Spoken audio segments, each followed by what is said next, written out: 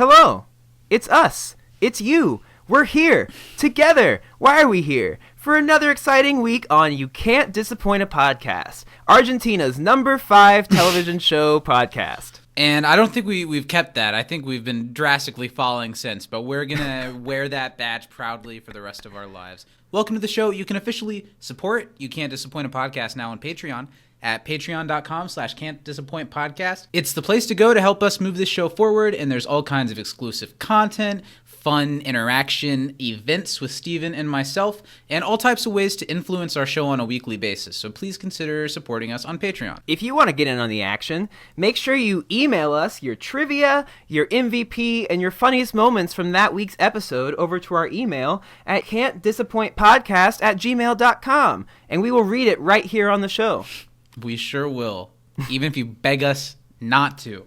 Also, hang out with us on the socials every week off the podcast. You know, we're on Facebook and YouTube under our podcast title. You can also find us on Instagram at Can't Disappoint Podcast and Twitter, where we probably do the most of our jovial lollygaggery at You Can't Disappoint. So come hang out with us over there.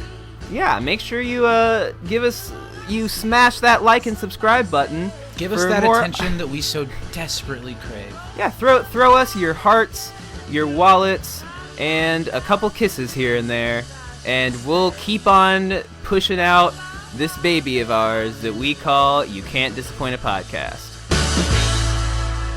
I told Pierce 1,000 times I never wanted to meet LeVar in person. I just wanted a picture.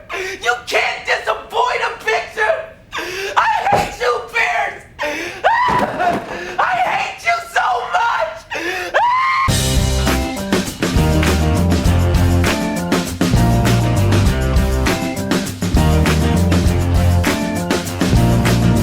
Hello, beautiful.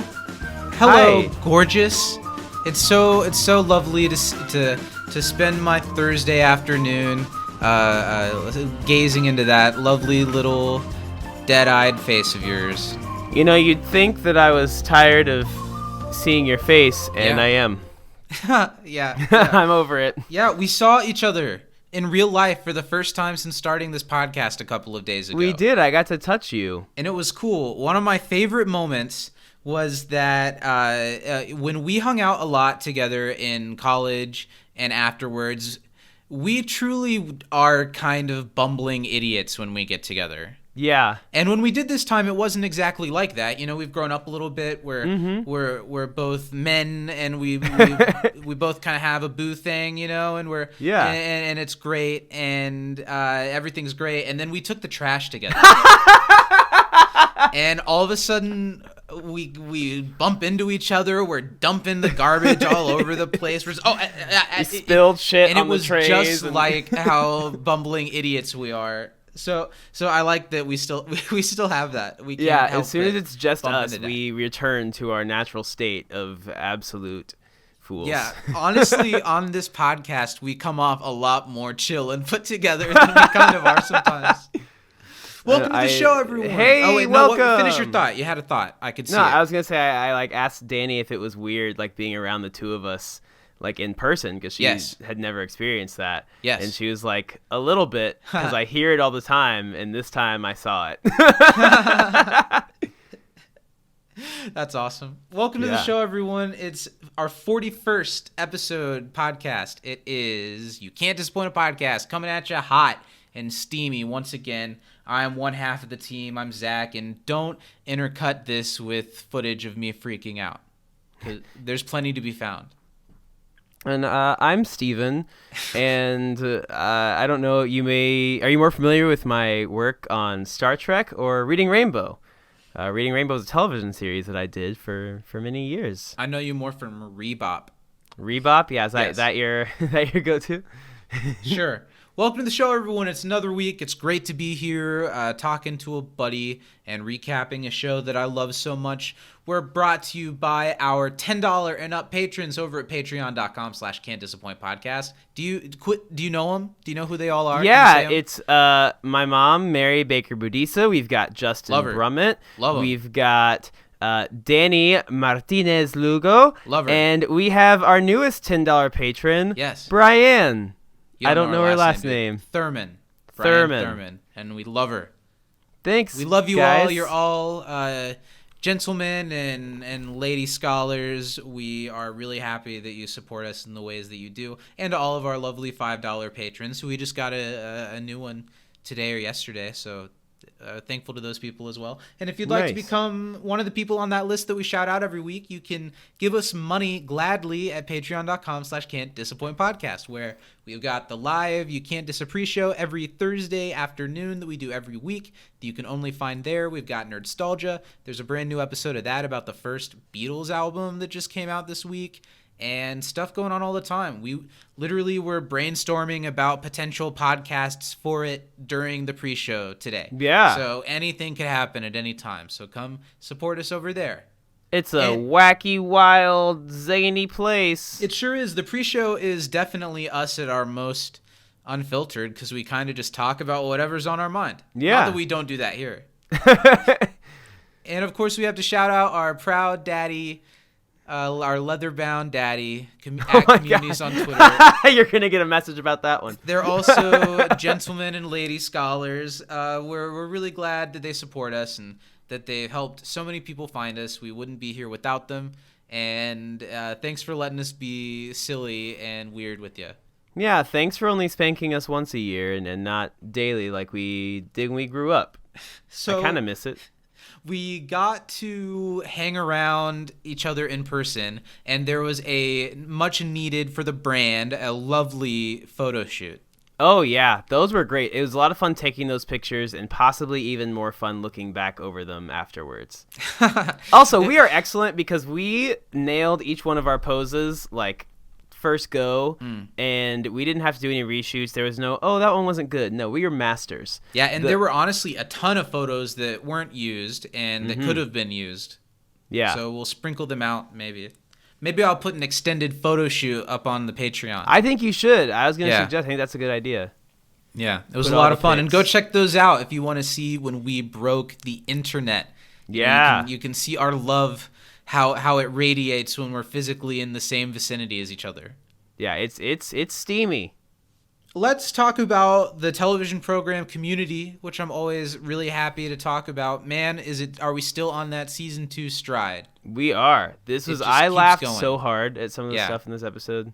It's just been banger after banger, and each one has a different beat. You know what I mean? Each next phenomenal episode is nothing like the phenomenal one that came before it. Today it's season 2, episode 16. After this, we've already only got 8 episodes left of season 2. We're just flying through this thing. We are 2/3 of the way through this phenomenal season of television. Isn't that crazy? It's intermediate documentary filmmaking. It was directed by the great gentleman and lady scholar Joe Russo, and it was written by the gentleman, lady scholar, very, very talented writer, one of Community's gems in the writer room, Megan Gans, who before this wrote freaking Cooperative Calligraphy, and after this got to write documentary filmmaking Redux. How do you pronounce it when it's Redux written out?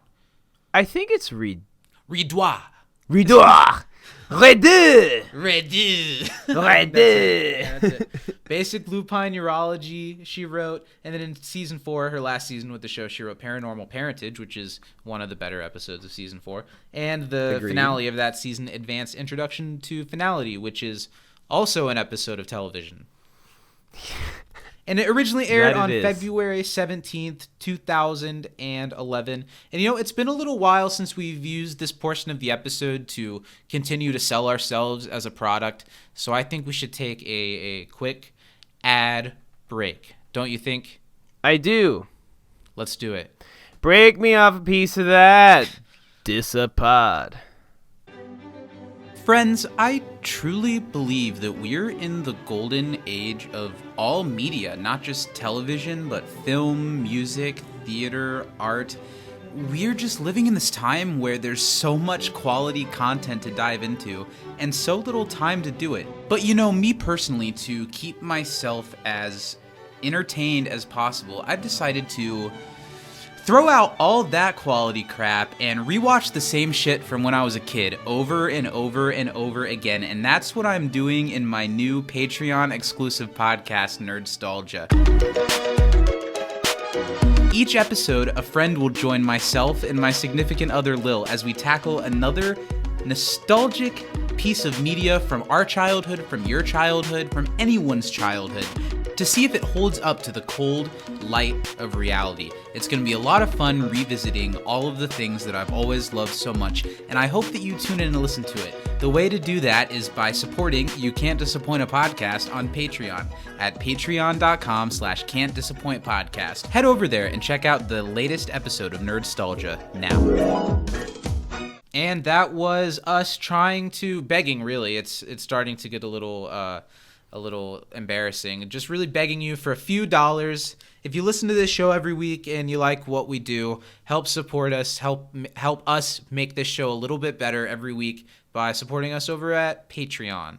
Patreon. I think it's worth it. We do a lot of stuff over there. Yeah, there's a lot of content. I was super happy I got to, because I was there, sign my first postcard. Yes, $10 and up patrons get a postcard. And the only reason you haven't done them is because I bought the first batch of them. Yeah. You'll get the second batch of them, and then a lot of people will get I apologize in soggy advance to those who are going to get those terrible. Yeah, Brian's going to get a postcard that I wrote a little note on, and Steven's handwriting also appears on the piece of paper.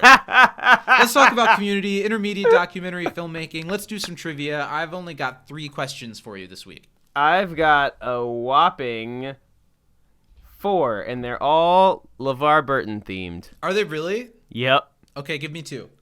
Okay, what are Troy's 3 wishes? A signed photo of actor LeVar Burton. Mm-hmm. Was there one before it? Yeah. I don't remember the first one, but then after that, it's for 1,000,000 wishes, which would be 1,000,000 signed photos of actor LeVar Burton. What am I missing? A drum kit. Oh, yeah, okay. Sorry. Yeah. Yeah, okay. that makes sense. Give me another. Let's see if I can get another one. How much money does Britta claim to have when talking to actor LeVar Burton? 261? Yeah! Nice! Nicely Nice! done. Great, okay. My first one for you. What did Pierce do in the past when he had the hiccups? Pull the fire alarm. Great job! Yeah! Okay, let's see if we can keep this ball rolling. In the end tag, what does LeVar ask Troy to do? Pass me the... I don't know. Come on. No, I really don't know. Come on. I know they What's were he eating pass him? fish, but I don't know What's what he pass him? I don't know. Tartar Just sauce? throw it against... Oh, you bitch. What was it? The pepper. Oh, I did kind of think that a tiny bit. Okay, sorry. It's okay. You were close. Sorry. Thanks. What else What you got will Troy for and me? Abed do if one of them dies? You should know this one. They will stage it to make it look like a suicide due to the cancellation of the television series Firefly. Great. What musical... Oh, wait. No. Shh. Wow. So unprofessional. Give me another one, baby boy. This is a 4-part question. There are 4 answers, but they're God. pretty easy. Okay. Name the 4 LeVar Burton projects mentioned in this episode. Roots, Reading Rainbow, Rebop, Yep. Star Trek. Yeah. Okay. And my last one for you. What musical act does Britta's mom get freaky to when she hears them, according to Jeff? Oonga Boonga? That's really close, but that's not correct. What is it? Do you want to try again? Oingo Boingo. That is correct. Woo! Great job. We did pretty well with trivia. We did here. a pretty solid job. But let's yeah. see if our questions are softballs compared to our listeners' erect balls. All right. First email is from our daddy. Good morning, guys. This is a standout episode by Is it Megan really Gantz. Pierce? I became Jeff's father today. Hello, Zach and Steven. I'm your father. Here's me waving. Oh, don't come too close. Here's a trivia question. This is a standout episode by Megan Yeah. Gantz. She's my MVP. Everything just hits. Does it hit different, Papa? Trivia below. Answers further lower. Okay. Trivia time. What was Britta a big fan of early? She was nostalgic from an early age. Rebop. Yeah. She had VHSs of it. What is the order that people visit for their bequeathments? So it was Shirley, then Britta, then Jeff, Annie. Did Abed not get one? Abed did not. And Troy's kind of appeared to him. Troy's appeared to him, but when did it chronologically? It was before Annie. Before Annie. Before Jeff? Before Jeff. But after Britta. After Shirley and Britta. I think that is it. I think that's right. And then who makes up Abed's camera crew? So there's Garrett. And Pavel. Have a great one, guys. Comedians. Cool. Matt, we're killing it this week. Well, he gave us the answers further lower. Let's see if we were right. Rebop was correct. Shirley, Britta, Jeff, Troy, Annie. So Jeff, Troy was Troy, after Annie. Jeff, according to our dad. Okay, we'll see. We probably won't pay attention, but we'll see. And then Abed, Pavel, and Garrett. We're killing it. Nice. Cool. Bang, bang, bang. Love it. All right. We'd love to see it. Our last email is from Danny. She Hi, says, Danny. Hello. Danny, I've met her in person now, and my relationship with Danny has before this moment been strictly through you reading me emails that she sent into our podcast. And what a lovely person. Isn't her she emails great? definitely do her well. Yeah. She's just as lovely in person as she comes across on the podcast. Oh, I'm sure she'll really appreciate hearing that. Thanks, Danny, for being all that you are. Yes. All right. Please give us easy questions. Let's see. Hello, Steven and Zach. Hi. Hope your day is going great so far. It was such a pleasure hanging out with you guys this week. So cool to see your friendship in person. Yes, your autographs should arrive in the mail promptly. I'm so excited about this one.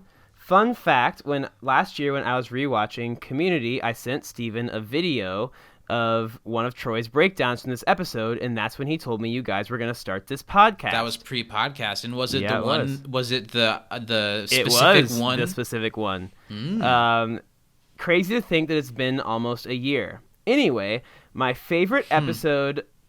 My favorite moments in this episode were the clips of Jeff freaking out, and of course Donald's acting throughout the whole episode. Absolutely. Amazing.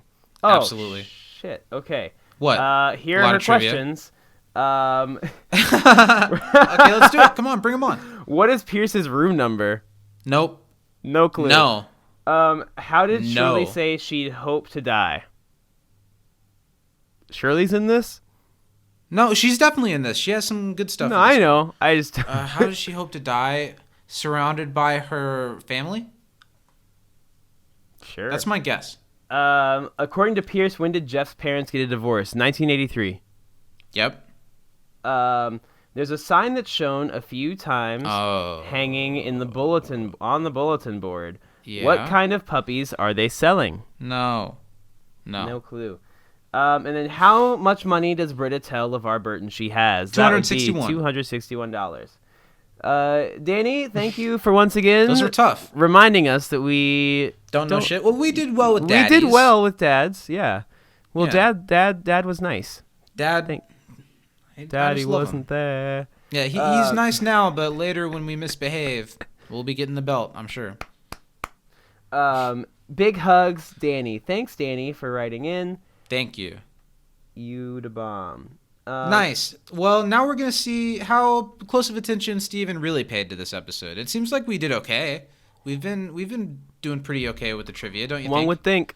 So how are you feeling? You know, I always like to talk your pregame. I know you don't like to play it up because you don't know how it's going to go. But what are you thinking going into this segment, this episode? I know this episode well, but there's a lot of ground to cover. And when there's a lot of different storylines, which there are in this episode, it gets tough. All right, well, because in all essence, right? There's like 6 members of the study group, right? Yeah, I mean everyone has a thing. Yeah, so that gives me like 3 enough 2/3 seconds for each person. Now it's gonna work out in your favor because you're thinking about all of it beforehand. That's why I want to say, everyone. Yeah. Donald Faison, when they do a similar thing, which he has more time for. Have you done the one where Scrubs, he does a rap? No, I haven't seen that. Well, okay, then say what you're gonna say. But he writes out. He cheats. He plans ahead. He writes out things. He's a cheater, and I will never. Yeah. I'm better than you, Donald Faison. Come on the show. Let's talk about it. Steven will never pre-plan for this podcast. Not and that's once. A good thing for some reason. Is the argument here.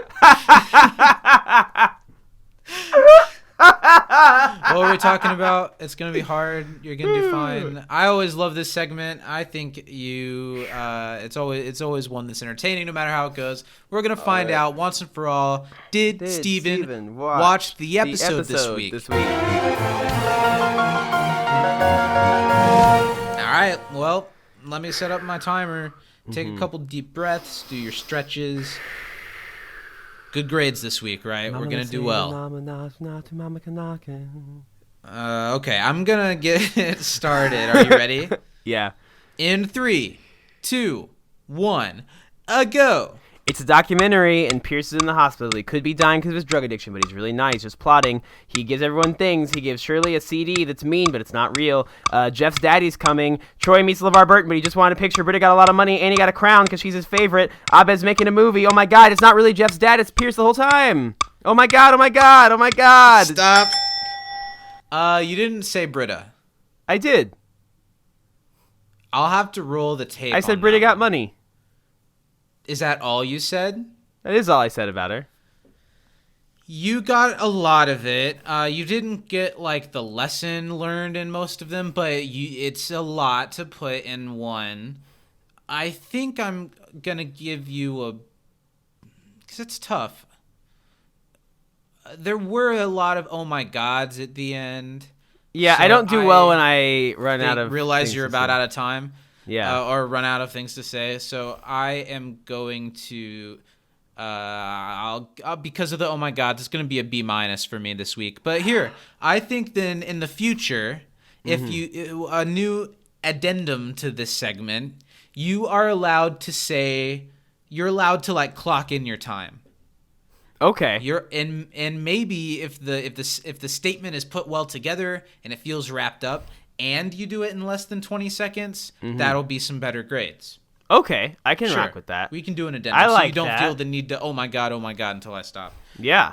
Let's move right That was one of into the better ones I've done lately.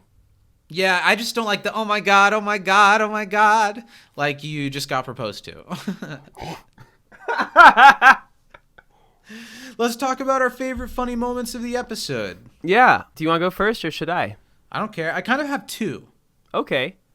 My first one is, of course, a moment that's already been referenced to us via email. It's Jeff's intercut freakout segment. That was really funny. Specifically, the one where he's laughing and, just really quick. And Joe McHale knows that. My second one is Shirley's talking head, specifically after she makes Abed leave, and she's like, you know, this all stems back to, I think that's really funny, and there's a behind-the-scenes story for that moment that I'll share later that makes it even funnier.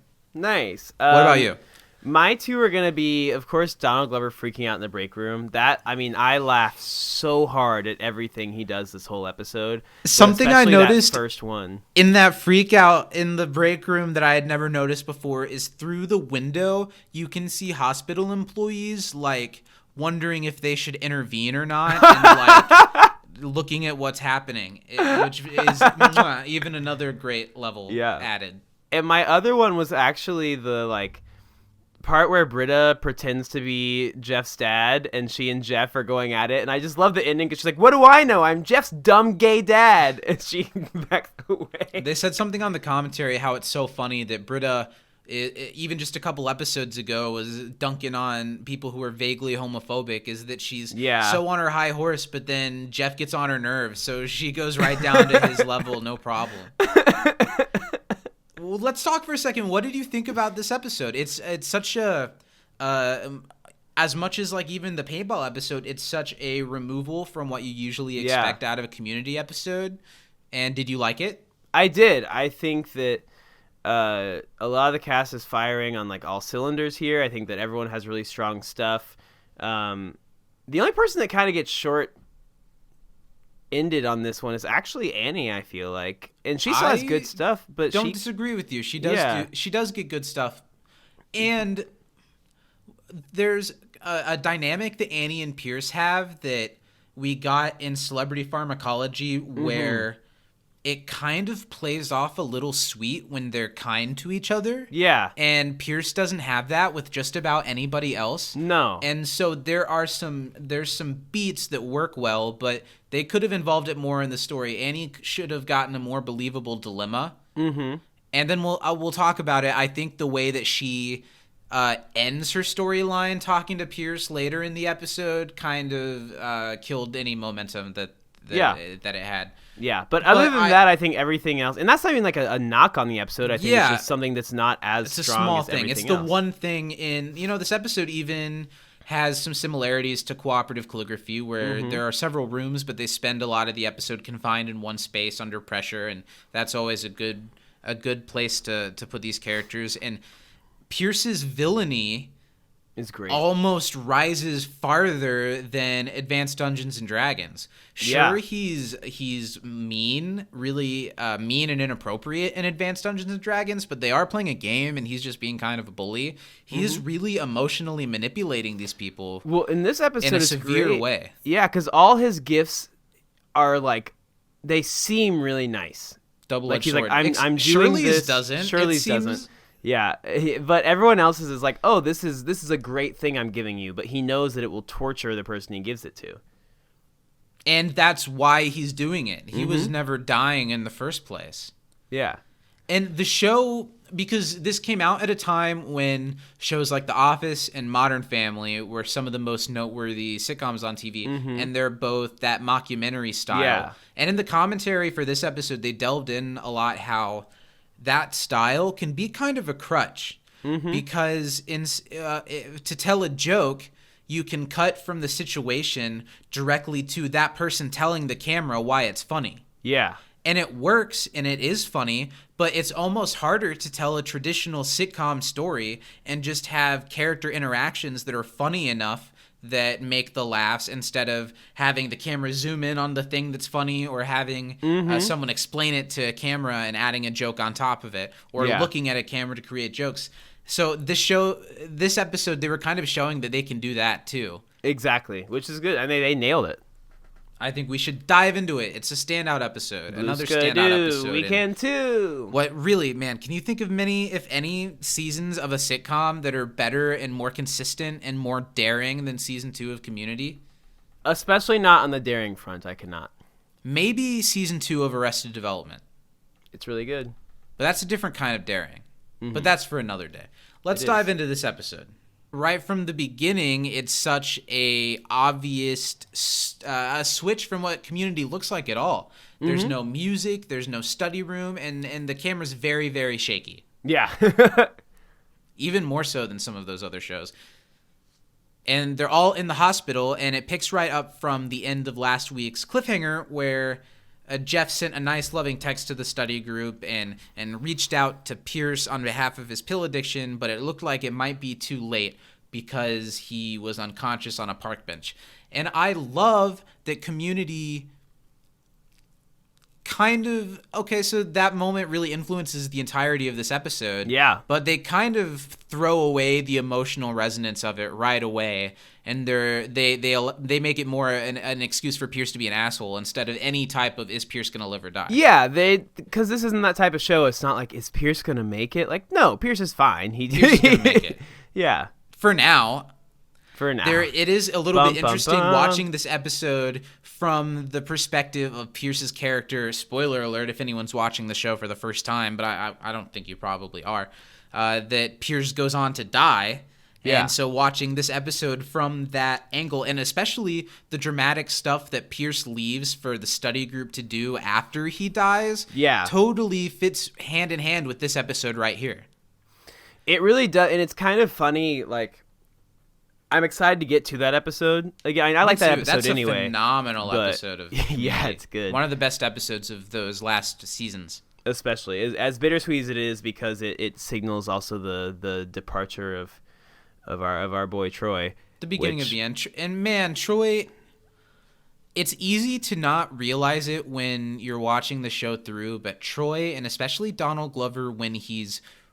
Because I do think it changes a little bit later in the series, but when he's really committed Yeah. to the bit and to being silly and putting everything of him into the silliness. He's unparalleled, and he's so much of the unspoken glue that holds a lot of the funny in this show together and holds a lot of this group together. Well, I mean, and if you think of like the quoted things, the gifs, all the stuff that people know from Community, like if you mention it, they know what you're talking about. A lot of that is him, you know, and that's And this I think episode that can especially even be is just true full of it. if you totally remove, you know, the legend that Donald Glover and Childish Gambino have gone Yeah. on to be. I think even just based off of if this is the only thing I had ever seen him in, he is so funny, and any line he can make it the funniest line in the scene, whether it was written to be or not. Totally. Not that everyone on this show does that all the time, but I forget, why did we start talking about Troy? Because we were talking about the Pierce death episode. Let's move on, right? We're 12 seconds into this episode. He's in room 1023. 1023. So there's that Danny. answer. I did not get that at all. No. The study group's there, ready to see Pierce and see what's going on. He's obviously called them all there, and the nurse is bringing them into Pierce's room, telling them that he's ready for visitors. And the study group walk in not knowing what to expect, and they see Pierce in a hospital bed being overdramatic from the get-go, Yeah. right? It was the pills. They just took me over. Yeah, the list of horrible, awful things that he saw, I think they're all movie titles. Yeah. I don't know Demons, but I'm sure Demons is a movie. Aliens, Critters 3, and something called Bruce Willis's Surrogates. I don't know that one. Do you know I haven't that film? seen that. All right. Although, here's what I'll say about Bruce Willis. I have never seen a Bruce Willis movie that I didn't at least enjoy. I don't know how many Bruce Willis films I've seen. But you're not a big action movie guy, are you? Maybe I could be if I watch more of them, but no, to this You should point, watch I the haven't Die really Hard been. movies. Movies, or should I watch like the first one? Movies. And the second one. Watch all Are of they them. all good? Do you like all of them? I like all Even of like them. the older ones? Oh, yeah. Live for Your Like, I Die mean, Hard when with he was Justin older? Long. Oh God, Justin Long. Yeah, what's he doing now? Is he okay? I think I've listened to his podcast before. He's a podcast? Yeah, I think he's fine. But Nice. there was a second where kind of like Michael Cera was, all of a sudden Justin Long was a movie star for some reason. Yeah. For like 2 or 3 years, he was in a lot of In a stuff, lot of and stuff. then he wasn't. Mm. Yeah. So the study group noticed right away that Abed's filming in the hospital room, and Jeff's kind of standoffish about it. Abed tells them to act natural, and a lot of the study group members start kind of playing up to the camera. Troy starts dancing and smiling. He's just going to play up to the camera every time. And then we get our first talking head, which is of Abed, who we don't get to see much in the episode. And I'm sure, obviously, Danny Pudi isn't the one holding cameras when they're filming. Yeah. But the episode does a great job of making Abed almost a character who is in every beat of the episode because he's the one who's decided to film it. I think they did great with that. Yeah, I think so too.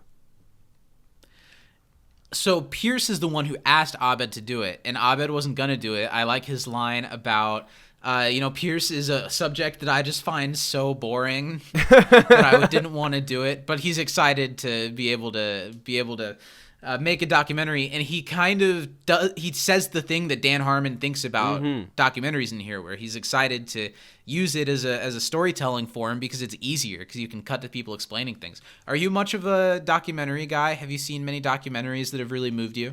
I've seen a few that moved me. I don't watch a lot of documentaries just because I feel like sometimes they do too much. But I think that a well-done documentary can be really good. Can be really moving. I feel like I should watch more documentaries. There are a couple. We talked about Best Picture nominees over on You Can't Disappreciate today, but there are a couple Best Documentary nominees that look interesting. One called My Octopus Teacher that I've heard a lot of people talk about. Why have I heard of that?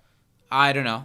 But it's been a noteworthy thing. I think it's on Netflix. And also there's one called Crip Camp, which I've heard is really powerful. But I don't watch as many as I should. Have you watched Documentary Now, the show?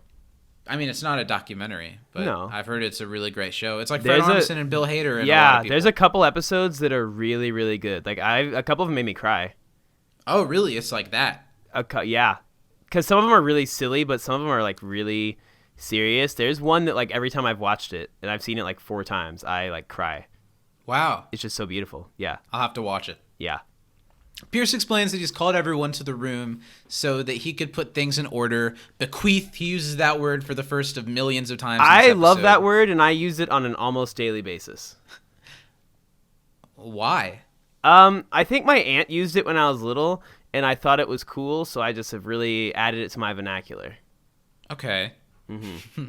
Pierce has gathered them for his final words, and okay, so Troy doesn't say a lot in this episode, but every line and bit that he gets throughout the entire episode is so funny.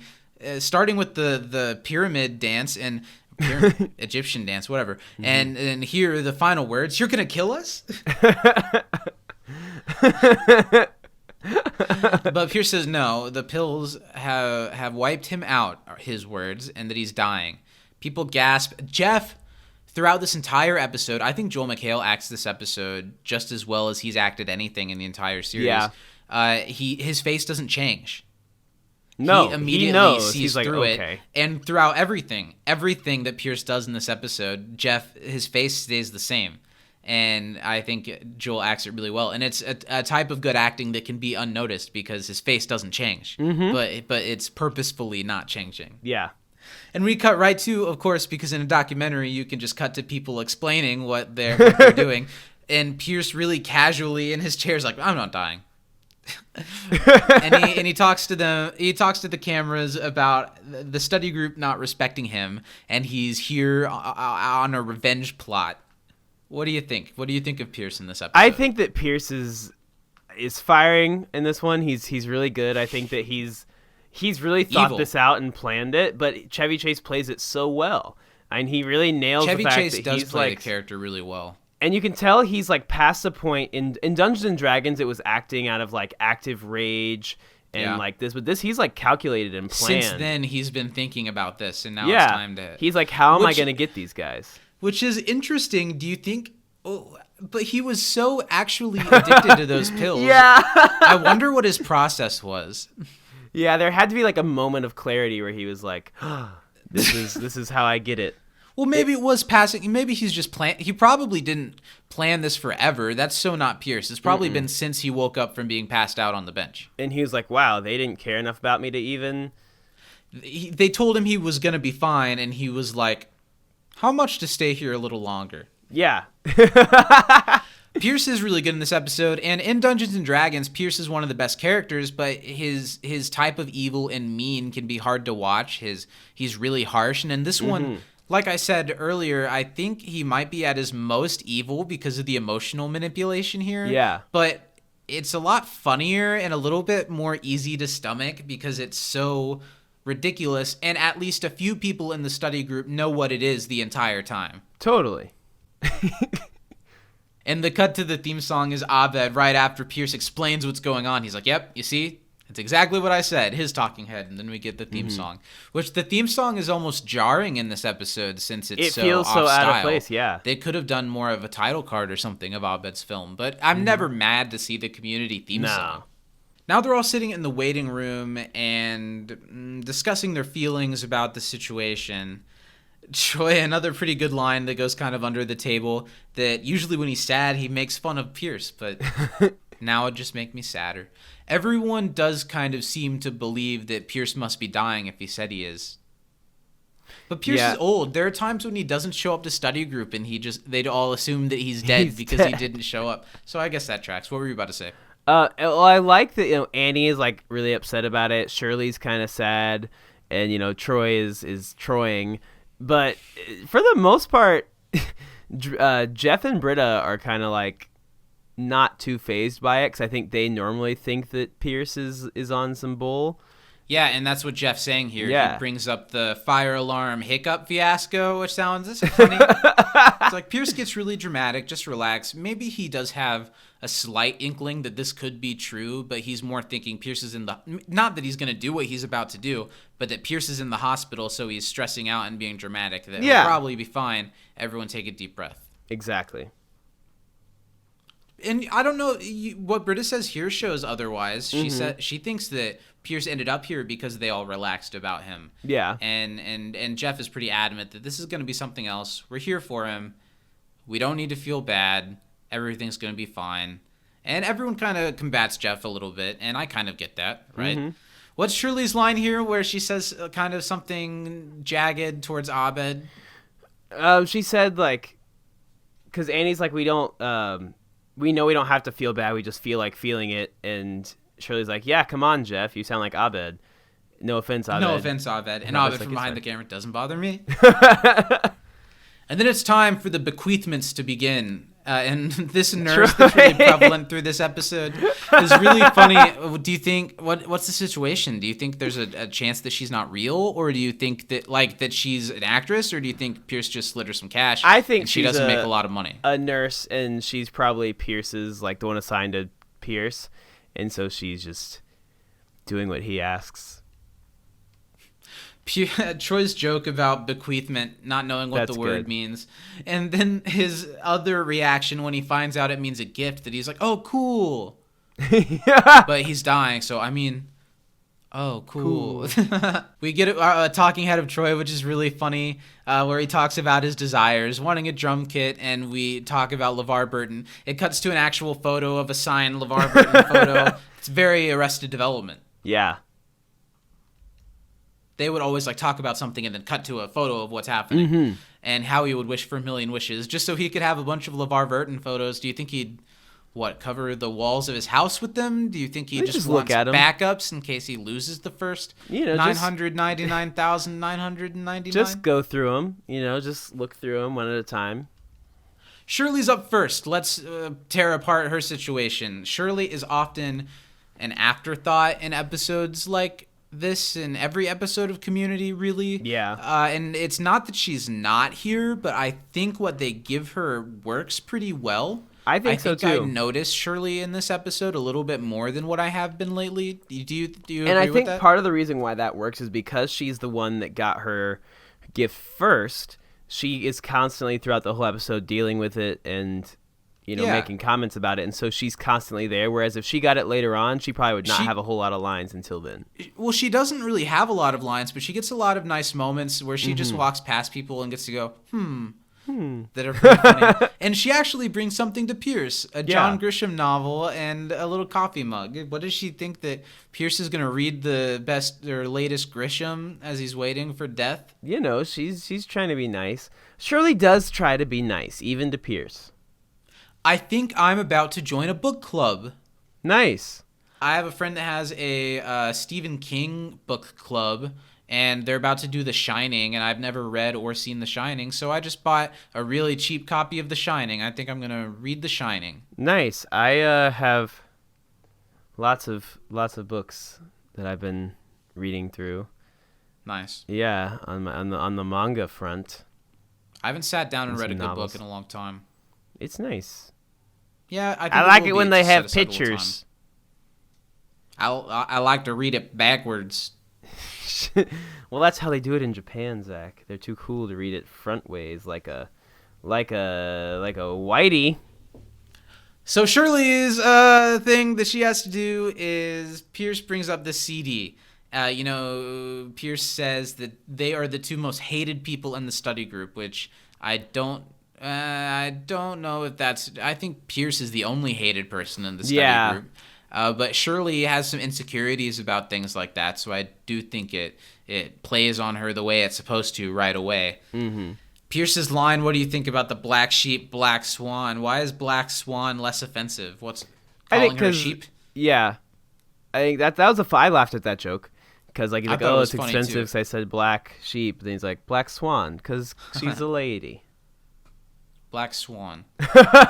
He gives her a CD that supposedly has audio of the study group talking bad about her while she's away. I really like the way Pierce is more focused on that it's a CD when he describes it. He calls it a compact record, and it contains an audio file. And then he goes on to say, burnt into this diskette by optical lasers. It sounds like a science fiction. When Shirley says, I don't believe you, but she just initially doesn't believe that there's anything on it, that it's just a CD that he has written on. Pierce, who is a level 5 laser lotus, is just bewildered by the compact disc technology. Yeah. And then all of Pierce's supposed final forever goodbyes are all really awkward. This one, then I guess this is goodbye forever. And they handshake. Goodbye, Pierce. And she takes a CD. It's Pierce's last moments alive with Shirley, and she immediately is just picked up on this and holds it. And she brings it up to everyone immediately. She has the dilemma of whether or not she should listen to it, but she doesn't have any problem being like, so you guys all talking shit about me? Yeah. And she gives him the opportunity to explain that they don't do that. And all of them all act really sus all of a sudden. Jeff's like, oh, Annie, look at this on my phone. And Troy starts reading a book or a magazine, which I'm sure he's never done before. Right. And next weekend, I forgot about that. the nurse asks for sour face for the next bequeathment. And the face that Britta immediately makes is perfect because, of course, it's a sour face. Mm-hmm. But Gillian Jacobs does it in a way that's so silly and subtle that it's not exactly as stupid as a joke that another show could have been. Yeah, it's pretty funny.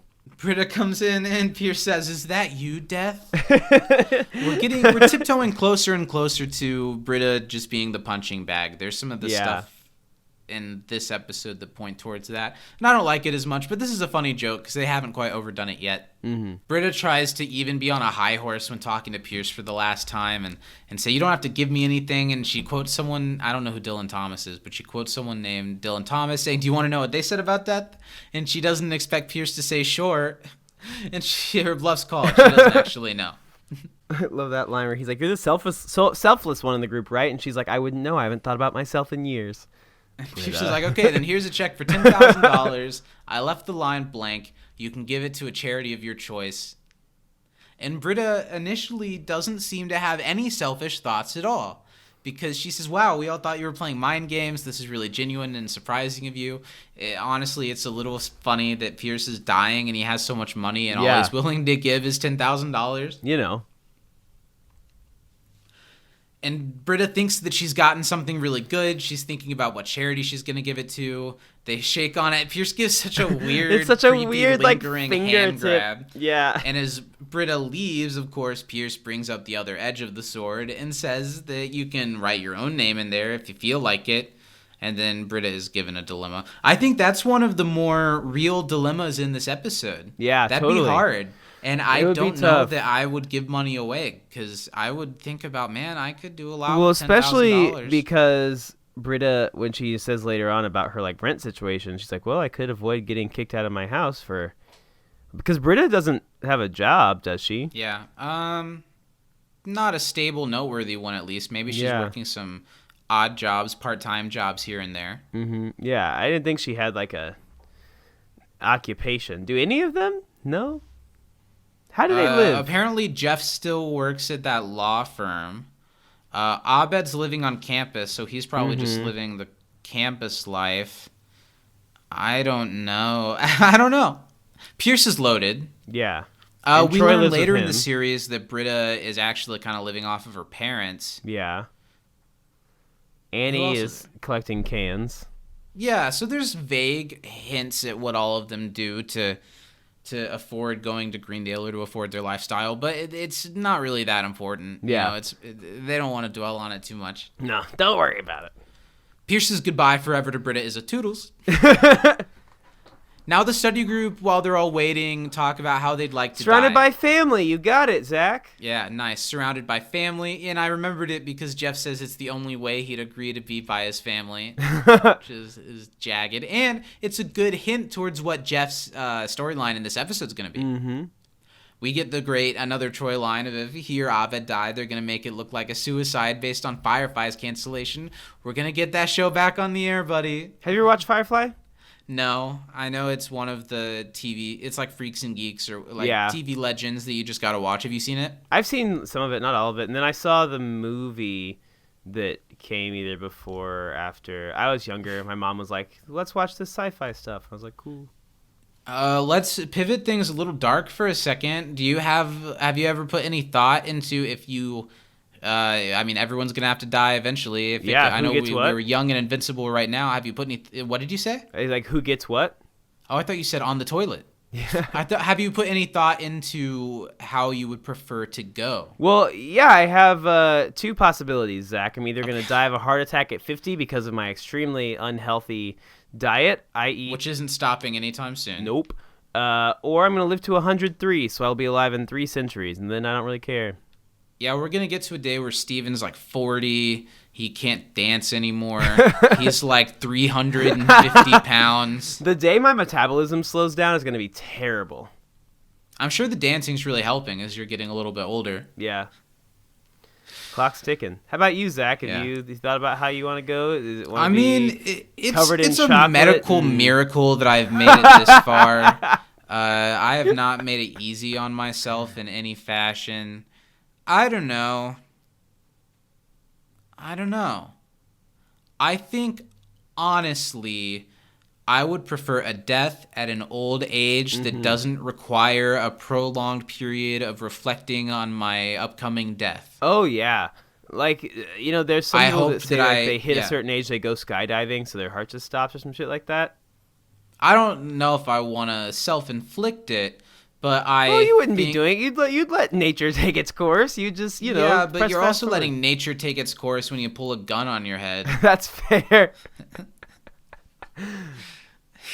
I don't know. I don't know that I want to. I just don't want to be in a position of like I've got this disease or I'm losing my mind, or I just hope that I have a nice day and then I get murdered by a drifter.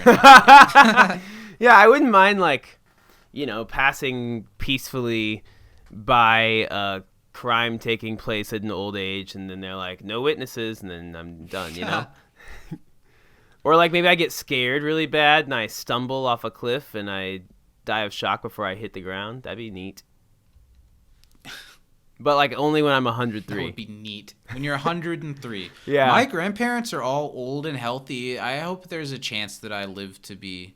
I don't know. I don't know how old I really want to get, I don't want to be super old if like everything's going to stop working. Like I don't want to have to like pee in a Yeah. bag any more than I already do. Yeah, if I lose my penis, and I've just got threads of it left, so once that's out the window, maybe I will go skydiving. Does it work when you're 26? It works at any age if you don't pull the chute. Oh, you should come with me. Yeah. We'll Put tandem it up jump. on the Patreon. We'll live stream our tandem jump.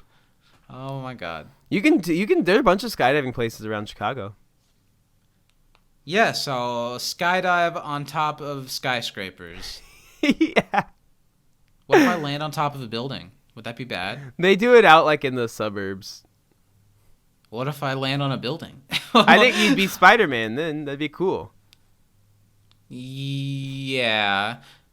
Britta comes back into the waiting area with her check and tells everyone about it. And Annie's line of, "Hey, he's not messing with us. Maybe he just hates Shirley." Oh. Which so far Shirley's been the one who's gotten an edged one. I don't think Pierce hates Shirley though. No. Britta, yeah, maybe. And she's thinking about it already. She has a talking head saying she wants to figure out a charity that doesn't take a lot off the top. And mentions something that's a little too relatable, talking about how the money could really go. She talks about a middle-aged man or something taking it from a charity, but a middleman, but relates it to herself, thinking about how her money is running out and she might get kicked out of her apartment in a few months, and she could really use that money. I'd be thinking the same thing. I'd be like, man, that's $10,000. $10,000 is a lot of money. People are like, "Oh, that's not life-changing money." It's temporarily life-changing and improving money for sure. $10,000 for me at 24 would get me very, very close to debt-free. Yeah. Which would be nice. Yeah, that would take care of my living expenses for a good bit. For a week or two. Yeah, Chicago's expensive. After you're like, you'd be like, the meme that's like direct deposit $1,400. You'll be DoorDash increasing number of McChickens until it literally won't let you go any higher. I'm just gonna call Japan and be like, I'll take it all. You said, yeah, 999 McChickens just because it won't go up to 1,000. I get a call from McDonald's. How large is your party? You don't get a call from McDonald's. You get a call from McDonald's. Walk in. I'll take the clown. Sir, it can't be done. call McDonald's. I'll take Mac. Give me Mac. The nurse comes out and requests Annie next, but Jeff's completely not willing to play along, and he gets up and says, well, I'm going next. And I like how then it doesn't become a bit. Pierce doesn't say anything like, oh, I wasn't expecting you next. Yeah. Jeff just walks in. One of the few lines that don't work for me in this episode is Britta's bit here about explain a brag and what was the first one? Complisalt. Yeah, it's not the best written joke to me for mine. Do you disagree? I agree because it's a joke that I could have written, and I don't want to watch a show that I could have written. You couldn't have. I could have come up with Complisalt. Well, okay, you've come up with that, but I don't think that's what it was. I think I could have come up with explain a brag. I don't know. It's Britta's whole thing. I don't know. It's not the best line. It Not was my funny favorite. because it wasn't funny, I think, to me. I think it wasn't funny because it wasn't funny. Jeff walks in, and it's time for Pierce to begin his attempt at manipulating Jeff. And Jeff's a tough egg to crack, and Pierce, I don't know, he gets pretty close. He kind of does it throughout this episode. Jeff sits down. I like how when he walks in, Pierce puts the fake fireplace on the TV to set the mood right. And he even turns it up. Apparently, what hospital bed is equipped with a TV that can have a fake fireplace that can be the fire That's toggleable, velocity? yeah. It's toggleable. Pierce is like, I need the room with the toggleable fireplace. And we're pleased to bring to you our sponsors today, Tom's Toggles. Tom's Toggles. Do you have something that you don't necessarily want to just be on or off? You want variation. Tom's Toggles. Make that fireplace big, make it small, make it medium. Do you want your lights dim but don't want to buy a dimmer because you're not that type of gal? Tom's Toggles. Tom's Toggles, now race inclusive. So check him out, tomstoggles.com/toggles. That's Tom Toggles.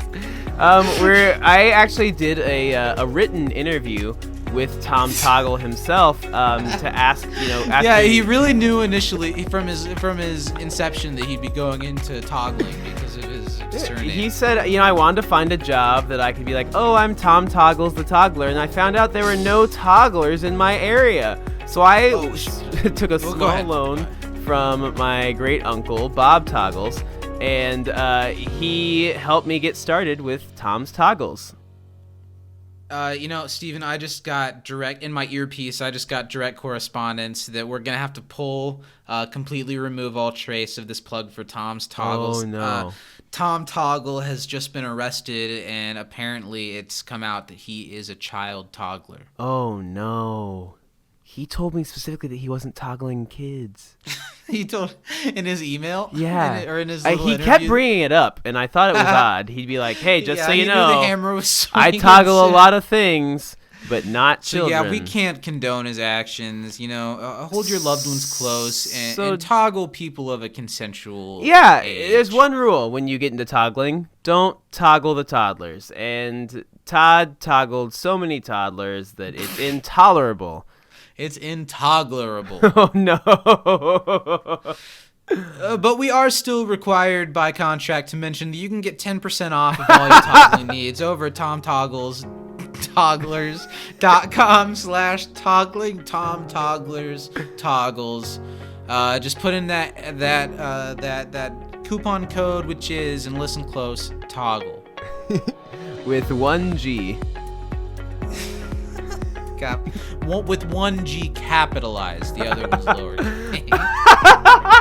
And that is case sensitive if you want to get your toggles at a togglerable price. Let's move on to something that they do get a little emotionally resonant in this episode, because we dive, even though it's a ridiculous scenario, we dive a little bit deeper into Jeff's psyche than we ever have in this episode.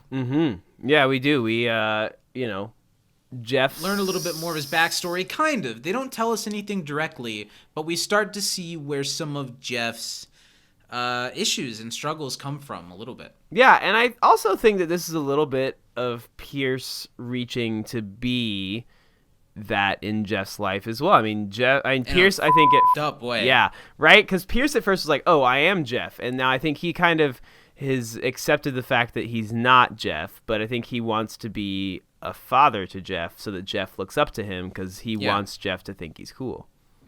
But Pierce did think that this situation would go with Jeff in a hospital bed and Pierce as a hologram, which Pierce does show up as a hologram in a later season, so there is time for that later. But there is no time for that now, as Pierce says. And Jeff is direct with him, and I really like the way Joel delivers this line. He's very straightforward with Pierce, which plays well in the documentary style. That he's starting to suspect that Pierce is playing mind games with everyone, and you're pretending that you're going to die to pit everyone against each other, to exact complicated acts of psychological vengeance, is good what he album says. Name. And Pierce follows it up with a really great line of, No, I was never one to hold a grudge, Jeffrey. My father held grudges. I'll always hate him for that. It's one of my favorite Pierce lines in this episode. It's a great Pierceism. Mm-hmm. And Chevy delivers it really well. The turn of, I always hated him for that. You get along with your father, bringing up, kind of subtly, Pierce is tiptoeing this one towards what he's doing because he knows he's got to. He can't just hand something to Jeff to with him. He's got to really get in there.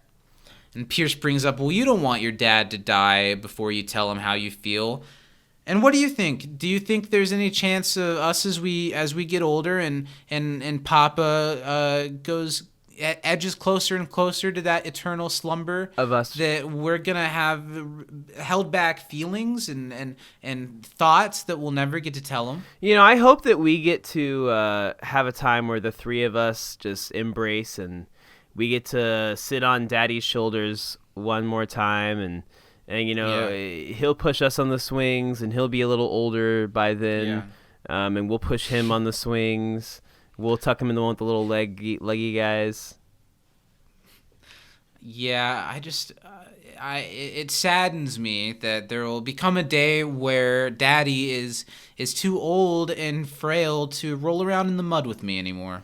Yeah, you know, have a little wrestle, have a little tussle, a little wrestling match in the mud. Yeah, get all dirty.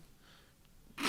and it really makes I maybe before he's not here any longer, I should let him know how much I appreciate those dirty, muddy times with him. Yeah, well, I mean, in the baths afterwards were so full of such fun and folly.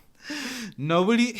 And I've tried, but nobody can replicate Dad's ability to clean all the mud off of me after a good tussle. Well, no one else gets in all the right places. No one else can get all the little bits out of your hair and behind your ear the way Papa could. Yeah, no one can get the little bits like him. And that's why we love him. I'll definitely be... Jesus, I'll definitely be filling his stocking full of toggles this Father's Day to let him know how much I appreciate him. Yeah, Dad, we're going to get you a toddler. Todd Toggles, toddler togglers. Now in pink. And Jeff immediately, because Pierce starts to say something about Jeff's dad, he's immediately like, okay, we're not going to do this. Look, we're sorry that we didn't come on your behalf for this pill addiction, but... that's it. Can that apology be enough and we can move on past this? And nope, he's getting bequeathed whether he wants to or not. And Pierce says that he found Jeff's father. Jeff's face barely changes. He doesn't really care. And Pierce says a bunch of fun facts about Jeff's dad. Still, Jeff doesn't really care. Maybe he's a little bit surprised that he knows a couple of these things, but that doesn't mean anything about his dad today. But Pierce says that his dad's in a car on his way to this hospital, and he'll be here in an hour, and Jeff has to stew on that. What I think that Jeff is a little bit in disbelief still, because I don't believe that Jeff has never looked for his dad. I think that based on what we know about Jeff, I could see Jeff, at least when he was a little younger, maybe trying to figure out a way to find him. Maybe not necessarily with using the internet at a point to find out the stuff that Pierce probably used the internet. And I think at this point, at least in his own head, Jeff does not want to believe that Pierce could have found his father. Sure. I think there's a little bit of maybe hope or thought of no way. But as we see later, Pierce can do all things. So jot that down. Jeff just says, "That's it? All right." And he gets up and leaves. "See you at the funeral," he says. And out the door. And so it is bequeathed.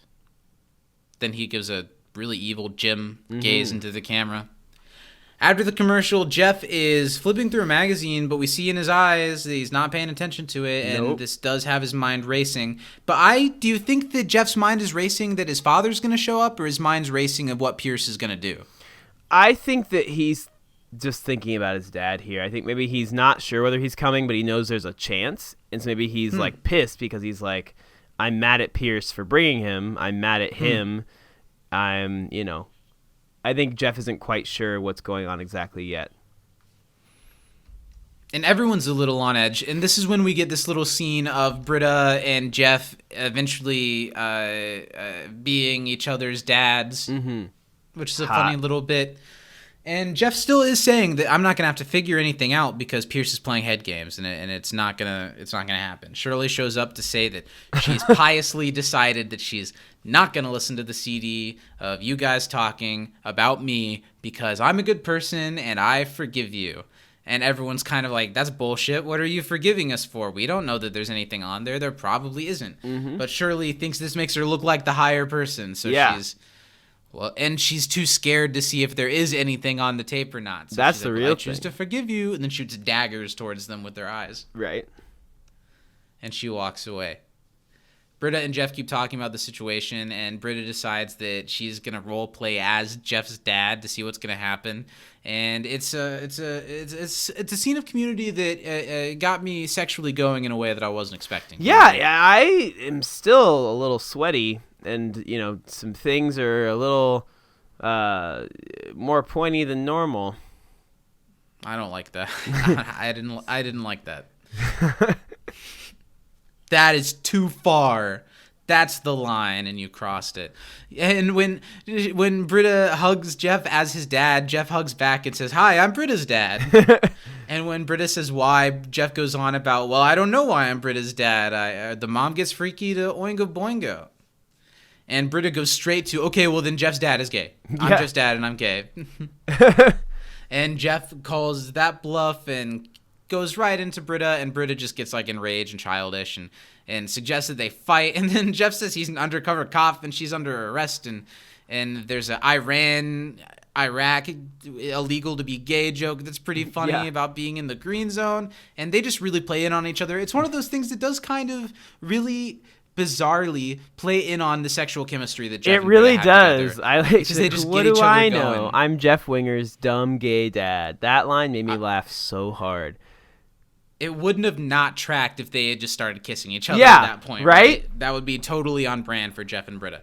Then we get a talking head of Jeff where he's actually willing to talk a little bit about what he's thinking, and says that his dad is a con man and he couldn't leave a trail if he wanted to. I think that line implies that Jeff has looked for his dad and not found out very much. Totally. He's explaining that he expects Pierce to fabricate someone as his father, there's no way he tracked his dad down from a hospital bed, and he's right, obviously. Money can't just make people appear. But that's when we get the phenomenal reveal that money, in fact, does make people just reveal out of nowhere, because LeVar Burton is here looking for Troy Barnes. It's one of, if not it's probably the best stunt guest appearance on Community. Which is saying on something. A sitcom in general. Because a lot of times when someone famous shows up as themselves on a TV show, it feels really weird and it makes it hard to believe that the show is real life anymore. But this walks a good line with that, where kind of like how they do when it's Luis Guzman. Yeah. Where a real life Hollywood person shows up, but it's a very... Specific. I don't know. LeVar Burton in this one is almost like a slightly more sophisticated version of Carl Weathers from Arrested Development. Yeah.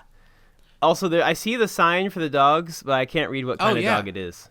Golden Retriever. Nice. Got it. Nailed it. I'll edit that into earlier in the episode when we got it wrong, and we're going to look so smart. Where do you go? So cool. Pierce Hawthorne sent LeVar Burton, so money does make people appear, and I'm sure this was timed to make Jeff feel even more that his dad might be showing up. Yeah, because absolutely. LeVar Burton's showing up for Troy. In the waiting area, LeVar walks up to Troy, who's just, daydreaming to himself. And he looks up. LeVar introduces himself to Troy, and Troy does that classic face that he just looks so mannequin all of a sudden. It's amazing. It's this so whole funny. Perfect part of this episode is one of my favorite Community things, just period, ever. I agree. And Donald must have just had a ball with this storyline. It would have been so fun to do all of this. Oh my god. He just wide-eyed, can't say anything as LeVar tries to shake his hand. And Annie mentions to Shirley, so Pierce made this happen. And I like how in the middle of Annie's question, Shirley's already like, yep, looking at the CD, thinking of her own thing. Mm-hmm. They just really do a good job of showing that everyone... that everyone's thinking about something, everyone's got something going. There are a lot of cogs moving in this episode because of Pierce, and they do it really well. Yeah. And Shirley's still feeling like she's the only one kind of being tortured here, but then you see how tortured Troy is, that his hero is in front of him, and he doesn't know how to react. And LeVar's trying to be so nice. He's like, okay. And here's the best. Pierce must have paid him a lot of money for him to be this nice in this episode. Yeah, or he's just that nice of a guy. So Troy is in a break room, jumping around, crying, screaming. I don't have to say the lines. We all know them. We could all say them. It is one of the most iconic moments in the entirety of Community. And I hadn't ever noticed that in the window's reflection, you can see as hospital staffers are called attention by this and as they react to what's happening. And that's just another joke on top of it that makes it even more perfect. And I wanted to tell you, buddy, when I was watching this, I almost got a little bit emotional because, like, this is, the line that he says, like, you can't disappoint a picture. Like, that was what we ended up making our name, and I've had a really fun time. Look what we've taken that and rolled with it. I know, right? Crazy. It is cool, and we've gotten to the episode that the name came from. It's a cool little milestone in this podcast, right? It really is. It's cool. Now it's time to change the name. All right. To Tom Togler presents Tom Togler and the Black Swan. With Zach and Steven. In the morning. Yeah, you can't disappoint a picture. It's great. It's our namesake, and I still love our podcast name. I think it's great. And people have told us this, so I don't mind repeating it. I think outside of Alex getting the perfect Community podcast name with 6 seasons in a podcast, everyone has a great name, but I don't think many are more creative as ours. Yeah, we're the best. It's okay. We can say that now. We can? Yeah. Why now? Okay, we can say it now. We're better. We're the best Community podcast, and it's inarguable. Yeah, thank you, everyone else. You do great things, too. But go ahead and stop. But do you have a sponsorship from Tom Togler? Come on. Tom Togler is going to be like the new MyPillow guy. He'll be the only person who's still... Yeah, Kohl's has already canceled their shipment of the toggles. Yeah. Bed Bath & Beyond won't be toggling with the toggler CVS anymore. is still going to have it, though. Yeah, but come on. I hate you, Pierce. And you can totally see the people in the window that are walking by and trying to decide if they should do something about it or not. You can even see Abed holding the camera in the reflection. Then we cut back to LeVar sitting down next to Troy, who is speechless and can't say anything, and it's really awkward. Shirley's still going on a fake apology acceptance tour. She's forgiving everyone when she doesn't know who or if anyone said anything that should have offended her. And now it's Annie's turn to get bequeathed. Her bequeathal is at hand. It's so dramatic. That nurse is such a good sport. Yeah. Do you have a regular job here?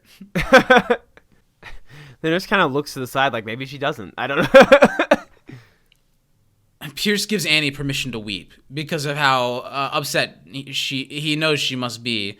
She says she's crying on the inside. Pierce says that's gross. And then Pierce gives her a really nice tiara that's been in his family for 6 generations, which doesn't look like that. No. But apparently has. I believe that's what it actually is, probably. Maybe not. I don't know. maybe his dad gave it to him 6 generations ago and said, "Here's your tiara, princess." I and could see he's that. kept it as a prized family possession since then.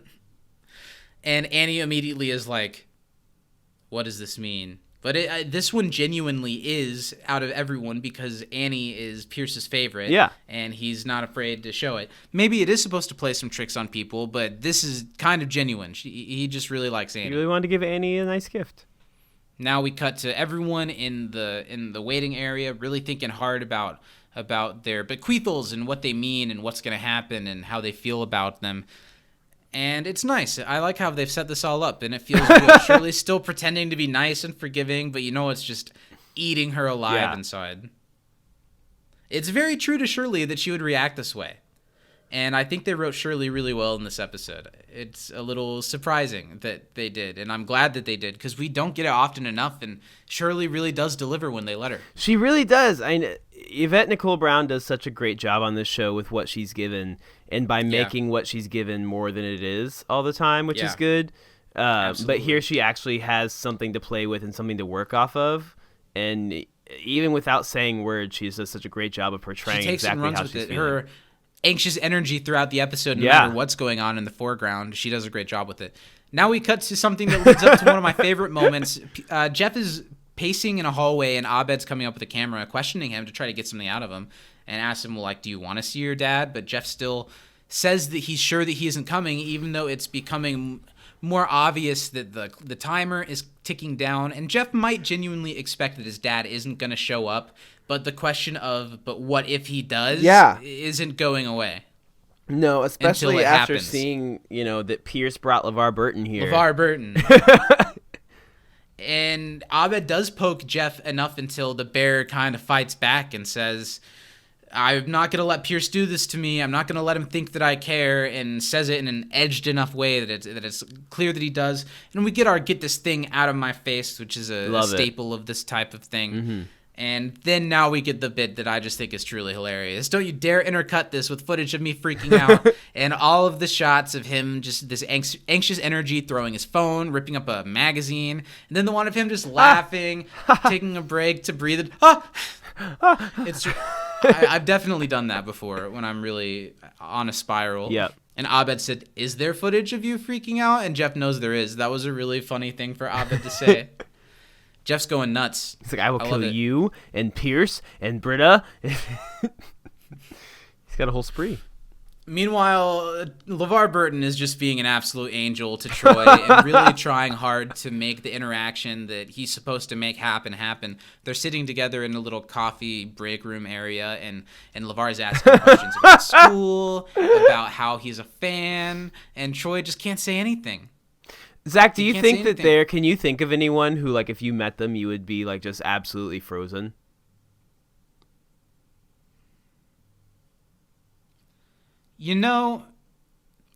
I don't think exactly. I think that's a little overdramatic. Yeah. But I think I could really hype up meeting someone to a point of wanting to talk to them for hours, and not knowing what to say to them in a quick interaction. Totally. And the couple of times I've been fortunate to meet a couple of music people that mean a lot to me, and my interactions maybe were a little bit stifled just because of how much the moment meant to me.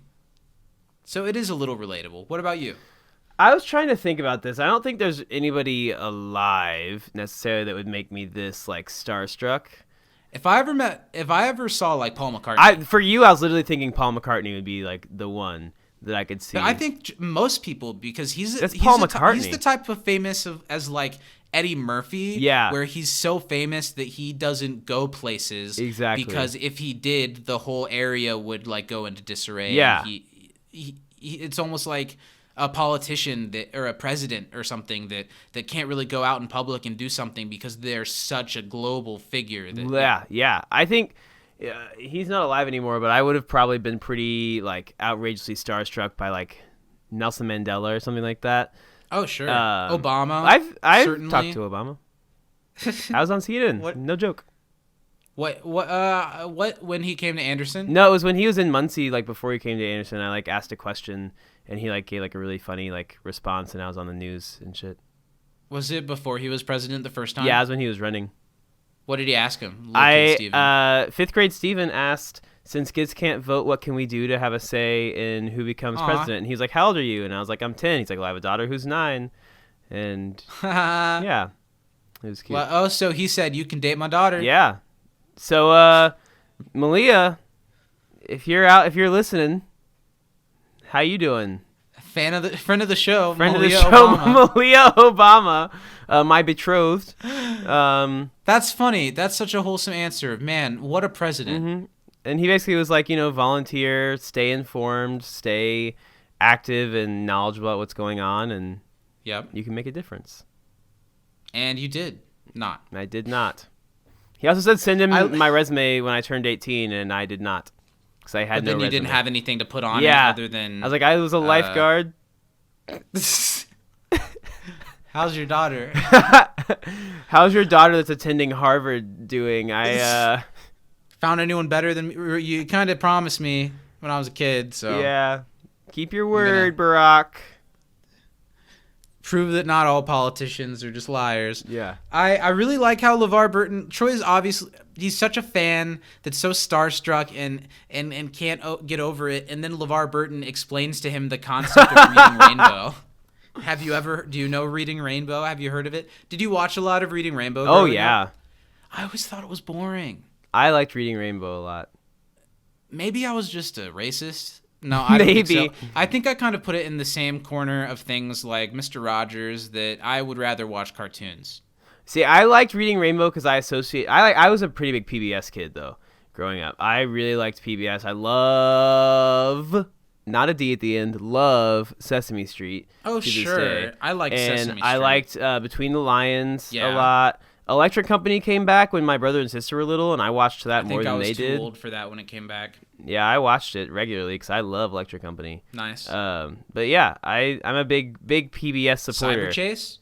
Cyberchase I like Cyberchase. I like Cyberchase. There was a show when my brother was little that was called like Scruff McGruff or something. It was like a competition show that kids were on that was hosted by like an animated dog. Oh, no, it was Fetch with Ruffman. With Ruff Ruffman, yeah.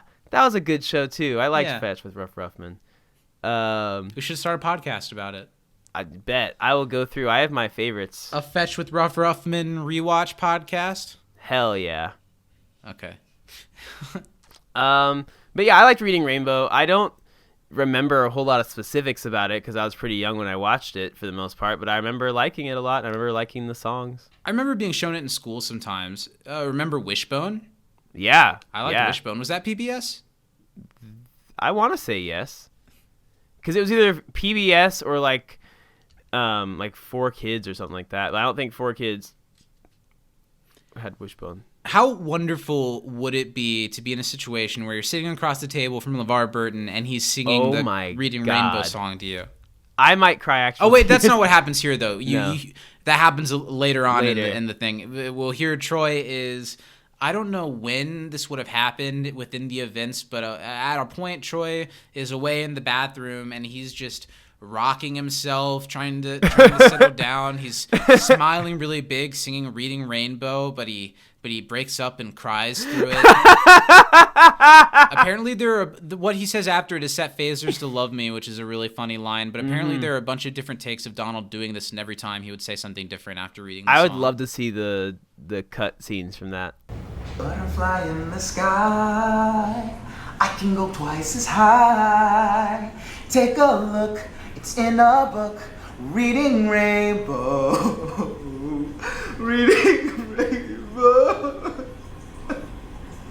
Oh, set phasers to love me. Annie shows up to kind of yell in Pierce's face about the nice tiara that he gave her and how it's messing with her brain and what does it mean, and everyone else got something bad. She thinks they're blood diamonds or Holocaust diamonds. And I like how like aggressively Pierce's like, no. When Pierce, you absolutely would give her a Holocaust diamond. Yeah. He would have some aside about how his relative was in the Holocaust, but it would be for like a non sequitur reason. Yeah. But no, it's literally because Annie is his favorite, and he's not afraid to say it. And Annie's so distraught by that. What does it mean? Cut to Britta, who is giving away the money, she says, to the Red Cross, or she wrote it out for the Red Cross. And it makes her a terrible person because now she knows that if they hadn't been filming it, she would have used the money for herself. And I think Britta, yes, it's always nice to give money to charity, and you absolutely should whenever you're willing to. The Red Cross gets millions and millions of dollars. $10,000 could change Britta's life. If you need life-changing money like that, it is not bad of you to save it instead of giving it to charity.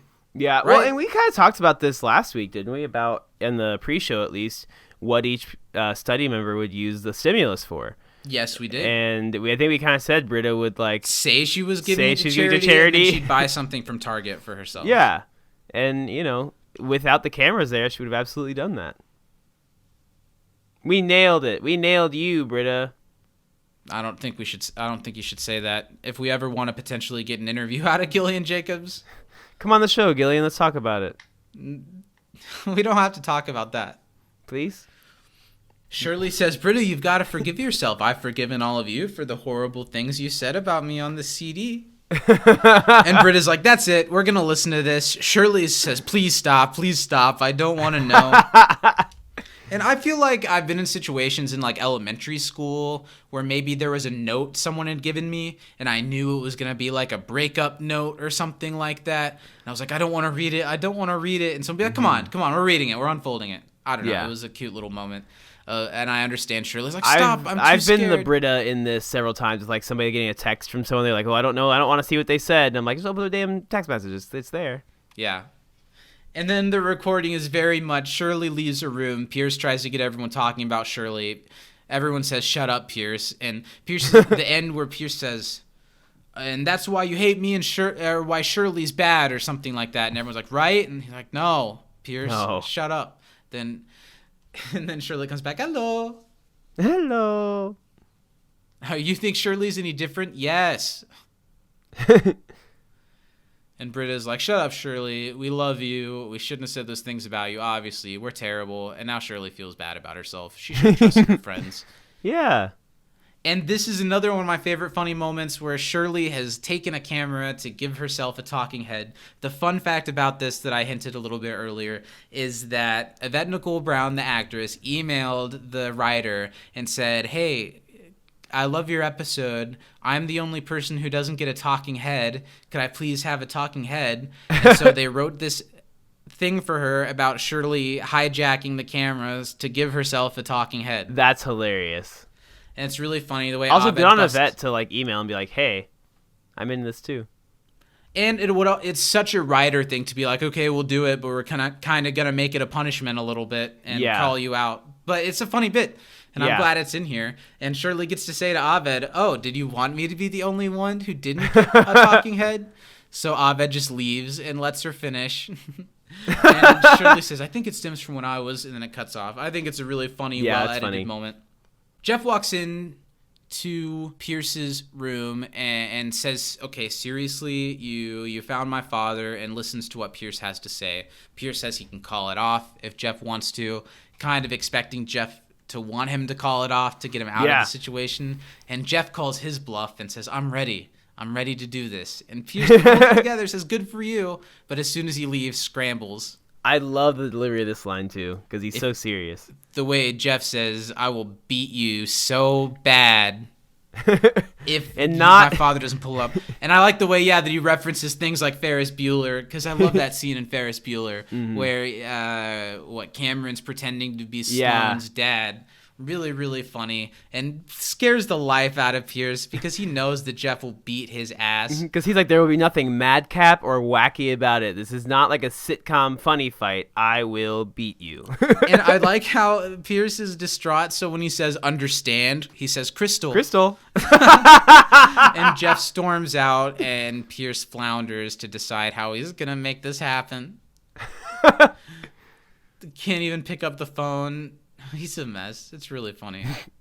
After a commercial break, LeVar Burton's getting ready to leave. He introduces himself to Britta, and Britta's able to say that she was a big Rebop fan, even though it was from before her time, because she was a nostalgic, annoying hipster from the time she was a young child.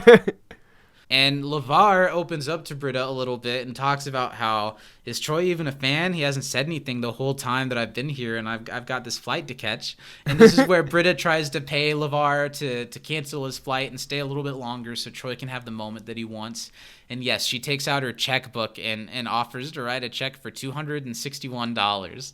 And LeVar's face when he says, "That's all you got?" That's all you got? "No, you keep it. I'll reschedule." And what does he say to Britta? "You know, you're a really good friend, but you're awful with your money." Yeah. Some truth, some hard truth bombs from Kunta in this episode. Right. And Britta then in a talking head gets to write that off as her reason why she felt bad. I don't know. It makes her feel better about herself. And the line about, "Can you imagine what would happen if you bounced a check to Kunta Kinte?" is a really funny line. Have you seen Roots? No, I haven't, but watching this episode and Wikipedia-ing LeVar a little bit, I feel like I should and still could. You should at least watch, like, the first 3/4 of it. Why? It, like, goes through, like, generations, so it's, like, time. Well, why do you say I should stop? You shouldn't. It's just really long. So if you only have 8 hours and not 10, that's fine. Yes, I have 8 hours, but I will stop and no more. I watched Roots for the first time in school, and I almost punched a kid in the face because there's like a part. Yeah, because there's a part where like they're bringing the slaves from Africa to the continental United States, and the captain of the ship is like, "Oh, grab me a belly warmer," referring to a woman that he was then going to like assault and sleep with.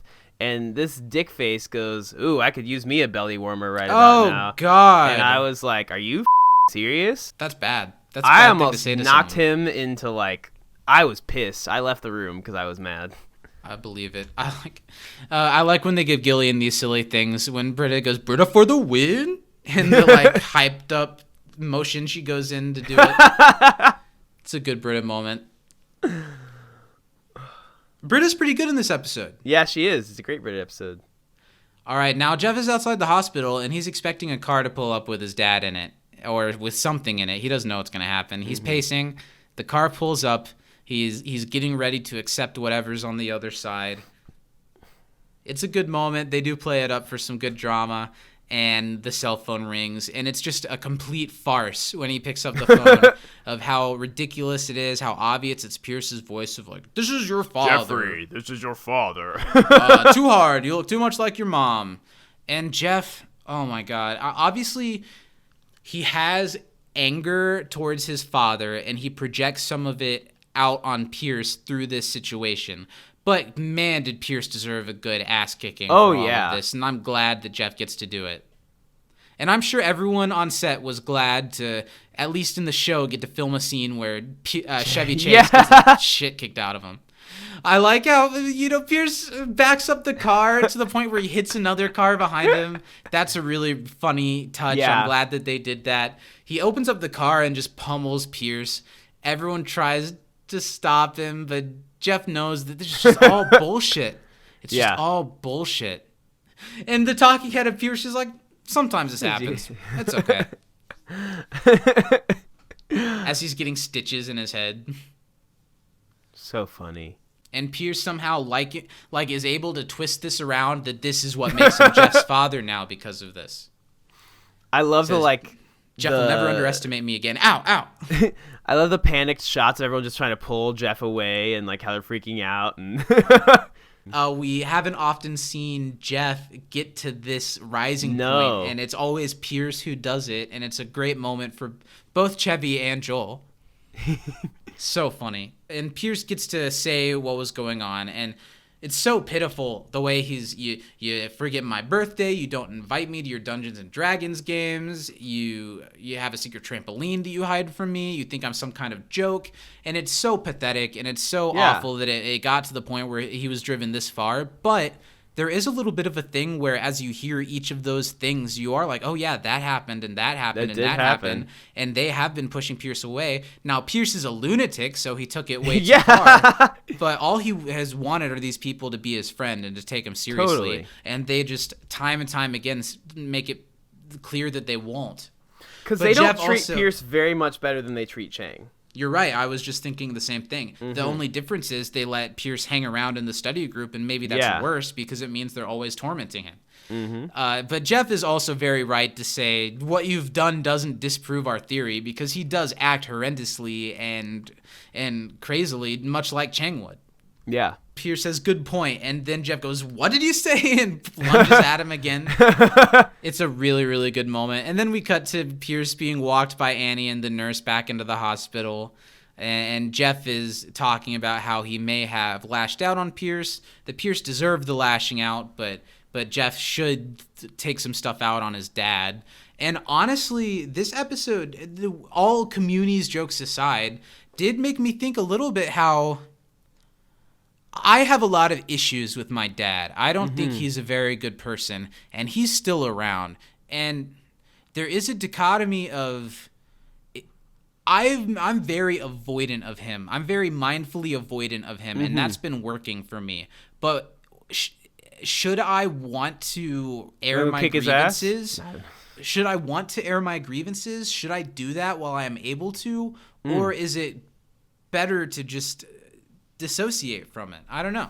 It's a tough thing to decide between that, because you don't want to end up in a situation where you want to say something that you never did, and so that carries with you even after the fact. But also, saying it isn't going to change anything, No. and I wouldn't be saying it to change anything, and so it is a what's the point. But you're right that I wouldn't want it to be one day I wish I had, and now I never can. Yeah. Anyway, that's enough about my personal life. But this episode did make me think that way a little bit, even though it's a silly scenario. Annie comes in to talk to Pierce, and I this is the scene that I thought was a little bit hammy, where they try to put a button on Annie's storyline, and Annie talks about getting the point that Pierce was trying to make, and that he's trying to prove a point to Annie that she shouldn't get too high on her horse. She should always strive to be better. So she's giving the tiara back. She's requeething it. And Pierce is kind of like, okay, I guess you took more out of it than I was expecting. I just really liked you. I wanted to give you a thing.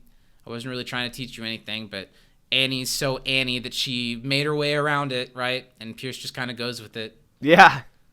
This moment didn't really need to happen. Pierce's shrug is she's actually just my favorite. Is nice. Yeah. You're very, very right. You hit it absolutely on the nose. That of everyone, Annie is the one who is most underserved in this episode.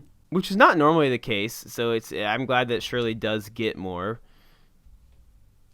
Yeah. Also, Abed has a great point at the end here where he's like, it wasn't as easy as shooting fish in a barrel, but you can wrap it up by just putting a bunch of random ass clips together and talking thoughtfully over them. Just in case your story ends like life, and he says, it's messy and it's hard. As LeVar Burton reads a picture book to Troy, who's still absolutely not moving. But that's the best way to deal with a situation like that. That's something LeVar knows how to do right that doesn't involve any interaction from Troy. But Abed gets that JD Scrubs end of episode montage of, sometimes life is a little tricky, but when you've got people around you, it can work. But Abed's whether you're saving lives or stealing pudding, you can. And Abed gets to talk about, I'm not knocking it. It works. Documentaries are what they are, and I made one. The end. And we see his crew take a bow. And the episode ends with the study group starting to leave the hospital, and Troy notices through a window that Pierce and Jeff are both asleep next to each other. And I don't need this episode to end on a sweet capping off with Pierce, and I don't think it tries to very hard. But there's a nice parallel to draw that Pierce and Jeff are a lot more like each other than they are willing to admit. And that they challenge each other, and that Jeff is also crazy. Right? So there's a nice little button on the storyline that says they aren't that far from each other. They're not father and son at all. That's pretty fucked up, but they are something. In Pierce's final line of saying that they became a father and son, and Jeff refuting it is funny. I like that. Pierce's awkward little smile that ends the episode is great. And then we get one of my favorite end tags.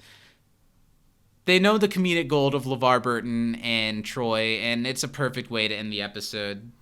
And this is even back in the study room, isn't it? Or it seems like it's at Greendale. Yeah, it is. It's in the study room. And this is the first time. This is the only time we see Greendale in the whole episode.